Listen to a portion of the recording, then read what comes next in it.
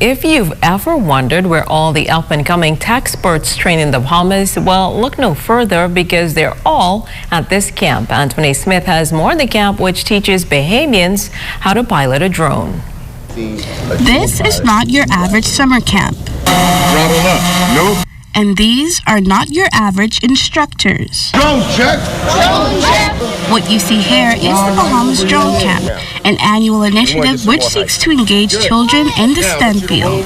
The drone camp came out of a need while we were in the Foxhill area to act as a prevention tool and to give the children an opportunity to learn something technical to keep their mind away from criminal activities and the like.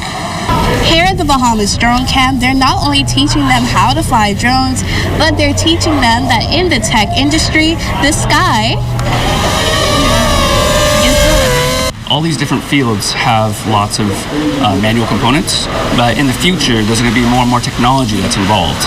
And so to be able to meet that growing job market, it's going to be really important that they have the skills that are necessary. But these campers are getting a head start in enhancing those skills, as they're not only learning how to fly drones, they're learning how to build them too. They'll be able to take it apart and put it back together in the right sequence order that we have trained them to do it. And then they'll be able to actually fly it as well as at home and learn how to correctly fly. This year, the drone camp placed more emphasis on including girls, citing the importance of women in a male-dominated industry, a feat which caught the eye of wife of the Prime Minister, Patricia Minnis, who stopped in to share some words of encouragement. All of you are born with a talent.